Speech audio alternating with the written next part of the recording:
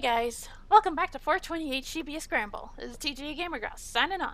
So, last episode, we unlocked Tatano and Stanley. I didn't know they had routes. I had to I had to look that up just to find out what the hell I was supposed to do because I kept getting bad endings. I still got a bad ending with Kano, but it was only because I hadn't unlocked Stanley's Keep Out, and that would lead to Tatano, etc., etc. Well, we're getting there. We're getting there. Turning his attention back to the handbag, Stanley searched it more thoroughly and found a photograph tucked inside that he'd overlooked on his first inspection. What the hell? He stared at the picture, swallowing the lump in his throat. It was a photo of Maria, standing next to another young girl. There was something written in marker on the back. Me and Canaan, 7:30. Stanley hurriedly flipped the photo back over to look at it again. What does this mean? The girl in the photo with Maria looked nothing like the Canaan who had been there at Endo Electronics, who had left with Maria and Tatano just a few minutes ago. But if the girl they were working with wasn't Canaan, then who was she? No. Stanley felt his blood run cold. Could she be? Was she Alphard? The more he thought about it, the more it all added up. Assuming Alphard were masquerading as Canaan, the whole sequence of events suddenly began to make sense. She was strikingly audacious and fiendishly clever, but she hadn't outmaneuvered them just yet. As luck would have it, they still had a chance to stop her. And at long last, Stanley could see the outline of Alphard's plan. Her goal was to get the antiviral. But extracting the DDS from Hitomi's blood wasn't enough. Okushi Pharmaceuticals still had the drug in their laboratory. Oh no! If it's true that the girl is actually Alphard instead of Canaan. Oh shit, we gotta warn Tatano. The antiviral's value came specifically from having a monopoly on it, which meant that in addition to obtaining the drug herself, Alphard also needed to destroy Okushi research facilities. That was another thing. Like, this whole time, Alphard was assumed to be male.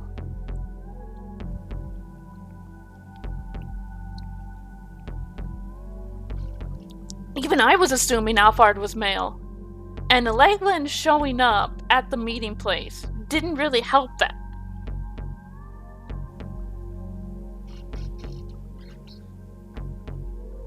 That was the crux of her plan. The problem was finding a way to infiltrate those facilities. In all likelihood, Alphard's scheme went something like this. Have Maria Osawa kidnapped, then infected with the Uo virus. After that, eliminate Tanaka. Once Osawa had learned that Maria had been infected with the virus, he was certain to use the antiviral on her. But he needed his partner Tanaka in order to access the storage facility, and Tanaka was dead. That was why Alphard had been masquerading as Canaan. Canaan was Maria's friend, an expert at hacking passwords. If she could secure Osawa's trust, he would let her into the research facility in order to carry out the hack. That's why Alphard, in the guise of Canaan, had saved Hitomi's life repeatedly. Getting Hitomi to trust her would likewise earn the trust of her father. There were still some finer details that remained a mystery. For instance, how was Alphard going to destroy the lab? Still, Stanley could look into that once he had her in custody. He needed to move quickly and stop her from getting into the Okushi facility. I fixed it. Daisuke approached Stanley and held out Maria's phone. Well, as best as I could, at any rate. It looks like it'll get a signal, but whatever data was on it is all gone. I see. Stanley took the phone and put it in his pocket. He hoped he might be able to learn something useful from it, but luck evidently wasn't on his side. He was just going to have to go up against Alphard with what he already had. Now that he'd guessed what was really going on, Stanley went to talk to Kano. "You need to go to the scramble without me," he said. "What?" Kano was visibly shocked. "Where's this coming from all of a sudden?" "Please, don't ask me to explain. Something else has come up and I have to see to it." Stanley hated having to do this. He wished he could explain everything. But if he made any unusual moves now, there was a risk that Alphard would pick up on it. It was better to keep his companions in the dark, just in case. "I understand," Kano said. "Do we have to and come back soon? I'm sorry. I wish I could tell you more." "It's all right. I'll find a way to get by." Kano gave him the thumbs up. The sight brought back some painful memories. Up until just a few hours ago, Stanley had instinctively seen Kano as all too naive. And now, he finally knew why. Kano was just like his younger brother, Frank.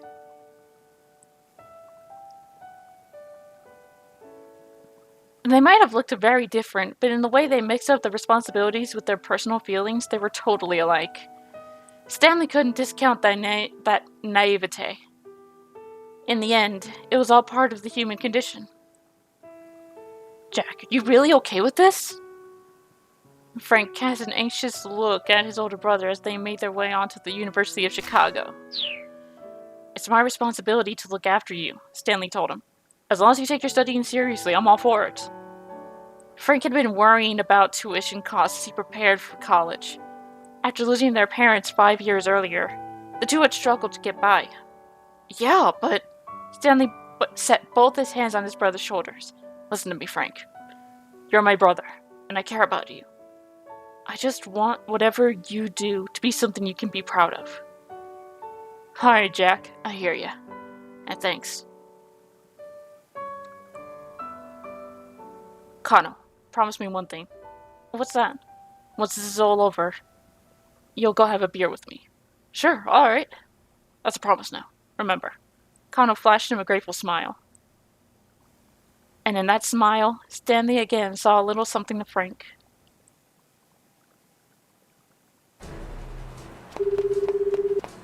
Hurrying out of Endo Electronics, Stanley dialed up Tatano as he ran along. And there's to break up the keep out, which with how this is, I'm actually quite worried about continuing without. Once they made it past Shibuya Station, the roads were relatively clear. They ought to make it to the lab in no time. The phone rang again. It was Stanley. "What's going on?" he asked the American. "Listen carefully. Your life may depend on it. I'm going to ask you some questions. If the answer is yes, say that's right. If it's no, reply with will do." For a moment, Tatano was bewildered. From the urgency in Stanley's voice, however, he realized that there was some kind of emergency. "That's right," he said after a moment's thought. That ought to let Stanley know they understood the code. "Is Canaan with you right now?" "That's right." "That Canaan is an imposter." Tatano gripped his phone more tightly, hoping it would stop the trembling in his hand. "It's her," Stanley said. "She's Alphard." The detective had to stifle a gasp of alarm. "I don't have time to fill you in on the details, but I've got some pretty incontrovertible evidence." I'm surprised I even pronounced that at all. "You need to turn back, now." Tatano struggled to come to terms with what he just heard. He glanced at Canaan through the rearview mirror. She was holding Maria tightly in her arms. Was this really all an act on her part? And if so, why? There was only one possible reason. If Canaan really was Alphard, then she had only one goal. She was pretending to help Maria in order to get into the lab, where she would be able to steal the antiviral. But wait, hold on. Canaan was Maria's friend, wasn't she? Hitomi had said as much herself. "Canaan is my sister's friend." Maria certainly knew what her own friend looked like. And since it was obvious that Maria might be present, it didn't make sense for a clever imposter to pretend to be Canaan. Or did it? When Canaan showed up on the roof of the South Hill, making her surprise attack on Tatano, Maria had taken off down the staircase without even looking back. And when she turned up at Endoelectronics' workroom, Maria had already collapsed and fallen unconscious. Tatsuno felt a chill spreading through his body. As far as he knew, Maria had never actually seen the girl who was now sitting in the back seat. But then, what about Hitomi? Shouldn't she have known what Canaan looked like? Tatsuno tried to remember what Hitomi had said. Canaan is my sister's friend. I just met her for the first time today. If they'd never met each other before today, then maybe Hitomi didn't know what the real Canaan looked like. That was the only explanation that made sense.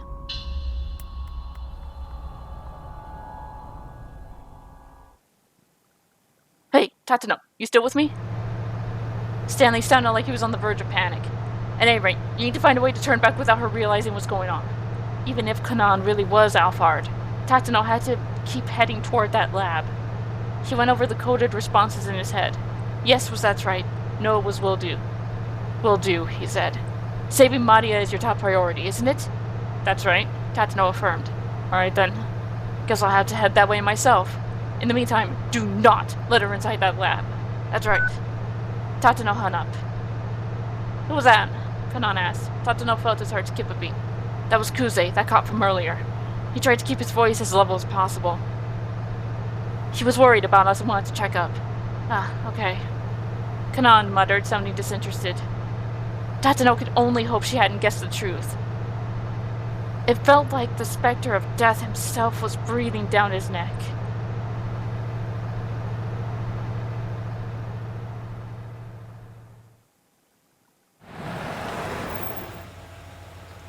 At last, the minivan arrived at Okushi Pharmaceutical.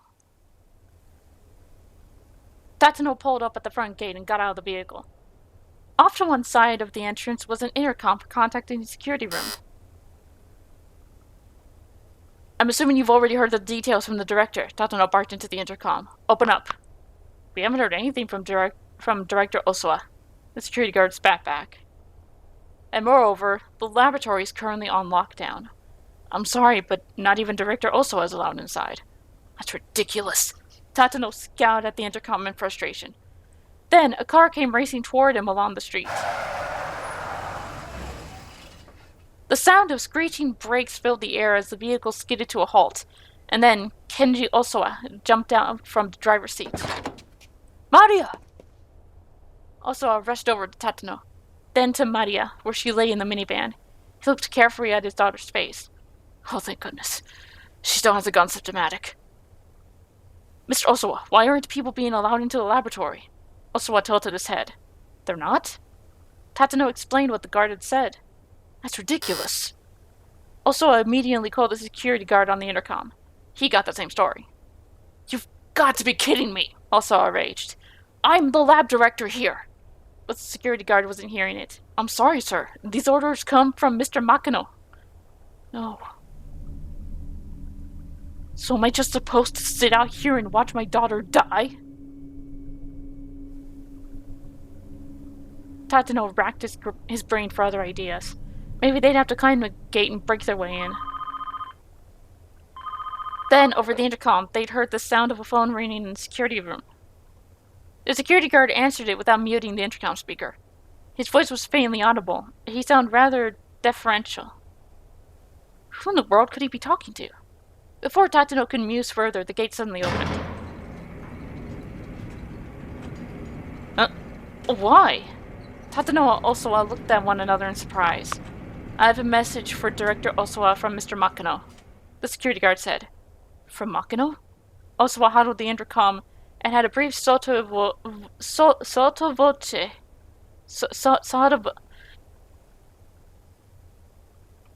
He talked with the guard. What was that all about? Tatsuno asked. It, would seem that my wife was able to pull some strings for us. After Osawa left home, I had a change of heart. Even if it meant losing everything, she decided she wanted to save Maria's life. Although Maria was not Ai's real daughter, it turned out that the time they'd spent living together had sowed the first seeds of a familiar bond. Thank God. Osoa smiled uncomfortably. Tatano didn't have time to wonder what that might mean. Has the lock been opened for us as well? He asked. The smile disappeared from Osoa's face. No, she wasn't able to do anything about the final layer of security. I see. We'll let you group inside for now. Very well. Osoa said, by the way, who's going to be hacking the password? I am, Canaan replied. Ah, so you're Canaan. We should get you to the laboratory then. Osoa began to lead the way inside. Canaan followed. If Canaan really was Alphard, Tatano couldn't let her into that lab. But without getting that lock open, there was no way of getting Maria to the antiviral she needed to survive. What was the right call? Should he still pretend to be in the dark and let Canaan try to hack the password?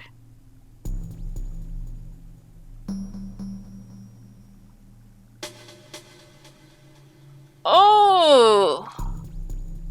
I'm gonna switch over to Stanley, cause I don't want to make any brash movements. Listen carefully. Your life may depend on it, he said as soon as Tatano picked up. He knew that the detective wouldn't be able to respond openly, since Alphard was right there with him. On the spur of the moment, Stanley devised a simple code for how he should answer yes or no. He told Tatano to respond with "that's right" to mean yes, and "will do" to mean no. There was no time for anything more complex. Right now, Stanley just needed to stop Alphard from getting into the lab. He quickly explained his suspicions about Canaan. Tatano sounded distinctly unnerved. At any rate, Stanley said, you need to find a way to turn back without her realizing what's going on. Will do, Tatano replied. So he was going to enter the laboratory despite Stanley's instructions. Saving Maria is your top priority, isn't it? That's right. The detective's affirmation was firm. Alright then. Guess I have to head that way myself. In the meantime, do not let her inside that lab. That's right. Tatano was no match for Alphard. If she figured out what was going on, she'd probably kill him on the spot. Reassurance or encouragement would be meaningless right now. Instead, Stanley left Tatano with one final warning.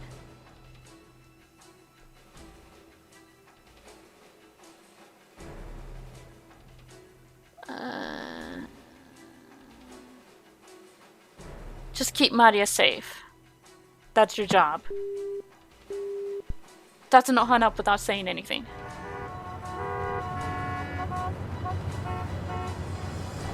The area around Dogenzaga was in disarray. The government had declared a state of high alert, and the people in the street were milling around uneasily, unsure of what was going on. The main roads had been blocked off, and automobiles and motorcycles were at a standstill. Some vehicles had overturned on the curb in an apparent attempt to circumvent the blockade. At any moment, Kano's team would be putting their plan into action at the scramble. Stanley wasn't sure who they might have gotten to help, but Kano was certain to put them to good use. Please stay safe. Don't you dare die on me. Stanley prayed silently as he darted underneath the railway overpass. He made it to his car, still parked on the roadside, and fortunately beyond the blocked-off area. Jumping in, he sped off towards the laboratory.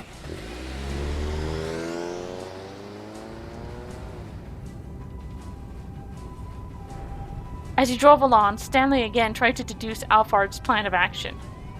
If Alphard herself was on the way to the lab then what was the objective of the fake who'd been sent to the scramble? A call came in from Tatano. Stanley here. He picked up quickly, but as he did, he wondered, why was Tatano calling him? Alphard was right there. There was no way the detective should be risking a phone call. What's going on? Tatano said nothing. Stanley repeated the question. Still, Tatano did not reply. Stanley's apprehension spread like a droplet of ink in water. Hey, has something happened? Hey, answer me! Oh dear. The call cut out. Stanley hurriedly dialed Tatano's number, but he couldn't get through. Something had gone badly wrong, he was sure of it. Had he been too arrogant in thinking that he might be a match for Alphard? His worries turned to the team at the scramble. What if they had walked into a trap?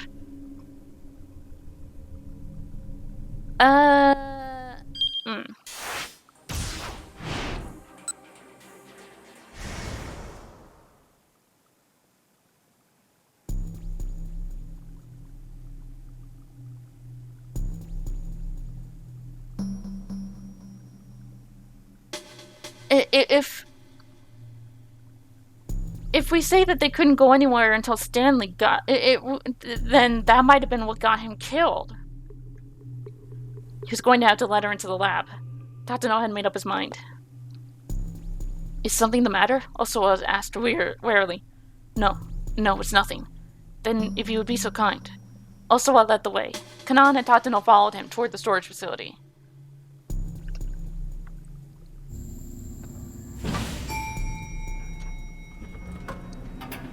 It took about 20 seconds for the elevator to reach the first basement level. The biohazard storage area was evidently fairly deep underground.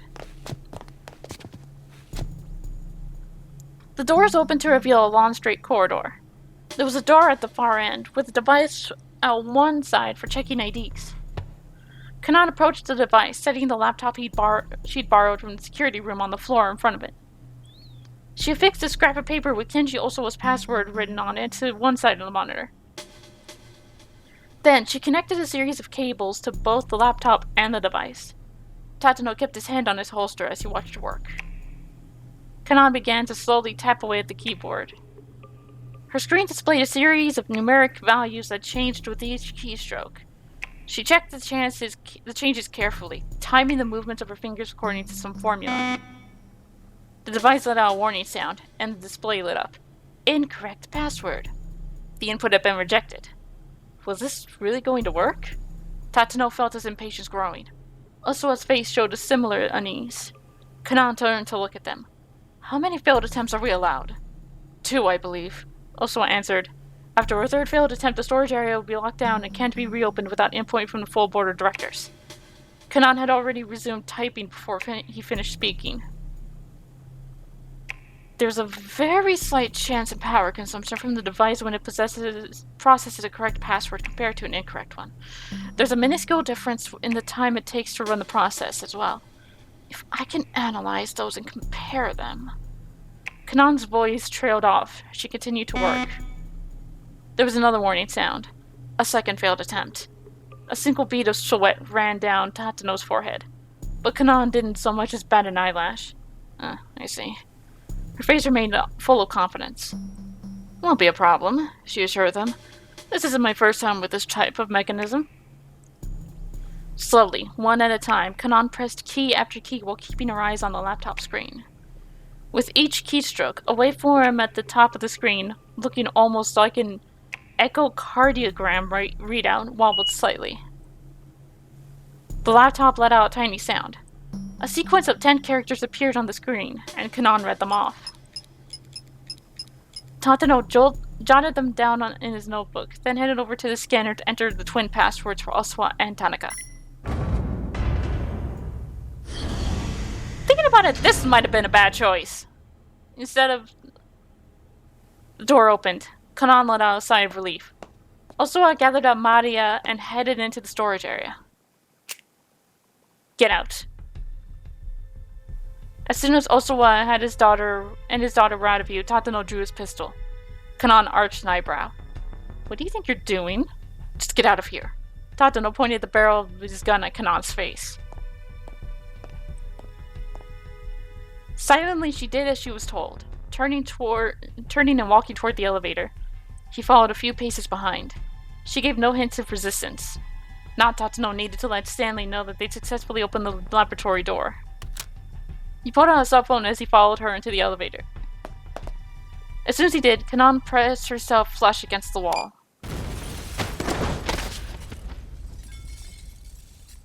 Okay, no, that was a bad idea.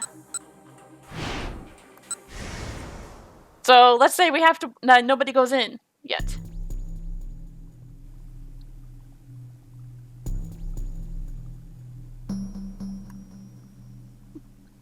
Tatano knew exactly what he needed to do. What's the matter? Osowa turned and cast a look of confusion at Tatano and Canaan. Both of whom had stopped in their tracks. We'll wait out here, Tatano said. But, I mean, isn't Canaan going to hack the password? There's been a slight change of plans. Go ahead and wait for us at the lab, Director. Alright. We don't have much time before Maria develops symptoms. I'll be inside. Please don't keep me waiting too long.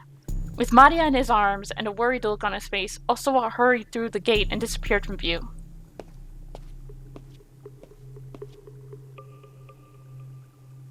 What do you think you're doing? Canaan asked, stiffening as Tatano nudged the barrel of his gun against her spine. You're Alphard, aren't you? I have no idea what you're talking about. It's no use trying to play dumb. Stanley found proof. Before he finished speaking, Canaan seemed to disappear from view. She cartwheeled away at a blinding speed, too quick for Tatano to keep a bead on her. By the time she'd righted herself, she'd already drawn a gun of her own. Abruptly, he found himself facing her in a stare-down, weapons aimed at one another. Then Canaan's phone rang, and she reached to answer it. Don't move. Tatano roared. Did you forget the plan? That might be Hitomi calling. I don't care. Don't you move. If Canaan really was Alphard, the whole plan might be a sham. Tatano kept the barrel of his gun squarely on its mark. Canaan let out a little sigh. Have you considered that Stanley might be lying to you? Yes, it's possible, but I need to make sure we avoid the worst-case scenario. If you don't let me into the lab, who's going to hack the password? We've got your little decoy.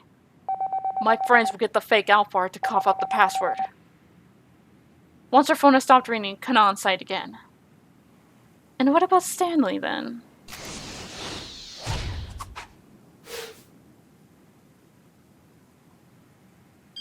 Okay, there was a jump. Since I changed that, I'm having to go between Tatano and Stanley, because I'm so worried.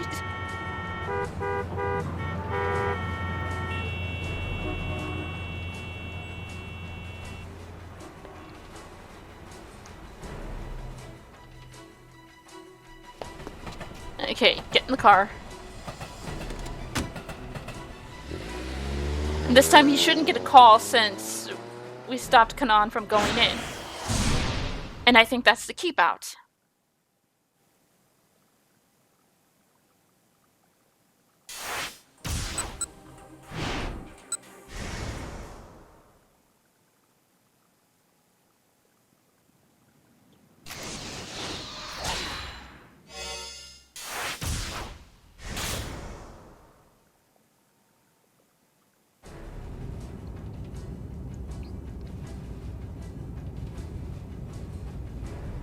Alphard was on her way to the lab, who was to act as a decoy. Surely that was the imposter's purpose, but it wouldn't be a simple matter of providing a brief distraction. Alphard had been careful to wipe out almost everyone she'd associated with in the past. That was precisely why all of her defining characteristics, such as age and sex and nationality, had been unknown. It was unthinkable that she'd allow this decoy, who almost certainly knew who she really was, to stay alive. And since Hitomi carried the antiviral in her blood, Alphard likely wanted to get rid of her as well. In all likelihood, the terrorist mastermind was planning to steal the antiviral from the lab, but as long as some of it remained in Hitomi's bloodstream, she wouldn't have a monopoly on it.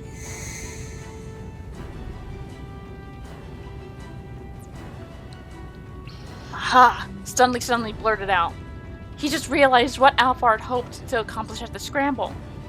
She meant to eliminate both Hitomi and her own decoy at the same time. The question was how. Beginning with her bombings in Chicago, Alphard had made frequent use of remote control explosives. It was likely that she'd opt for something similar here as well. But she wasn't going to be at the scramble herself. So how in the world was she going to trigger the explosion? Was there some kind of clue to be found in something she'd said or done earlier? Think. Try to remember. Think. Try to remember. If he didn't do something, everyone at the scramble was probably going to die. But then, as he desperately racked his brain, he remembered something Kano had said. It had been a while since they were at the scene of the minivan explosion together. He said he heard a cell phone ringtone at the time of the explosion. I'm not sure if it's significant, though. More significant than you think, Kano. Stanley recalled the recent exchange between Alphard and Hitomi. The two had called each other's cell phones. Alphard hadn't really been checking to make sure she had the right number. She's been checking to make sure Hitomi hadn't changed her ringtone. That was it! the bomb was set to detonate in response to a specific piece of music, and the ringtone on Hitomi's phone was the trigger. Where could the bomb be hidden then? Stanley didn't have time to think. He needed to alert Kano and the others right away. As he pulled out his phone again, he recalled the map of the stakeout positions. Kano would probably be right next to the decoy off-hard. It might be a mistake to call him under the circumstances. Maybe he couldn't risk calling Kano, but he could call Achi. Stanley dialed Achiendo's number. Please don't let me be too late, he muttered to himself as he waited for the call to connect. But although he called repeatedly, Achi still didn't pick up. Was he already too late? Stanley dreaded the answer to that question.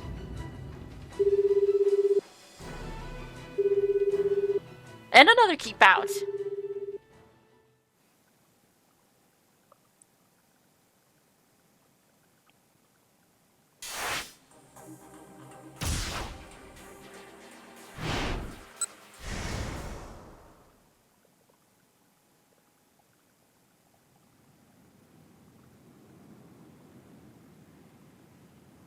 You know, I'm gonna end the episode here. I am so confused. I'm worried something will screw up. But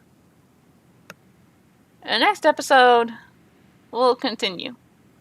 Hopefully we'll be getting one of the good endings.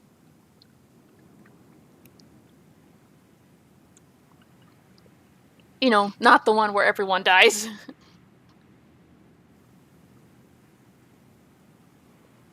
Or... no, it's either been Leyland got away or Kaboom. So, till then, this is the Gamer Girl signing off. Bye-bye.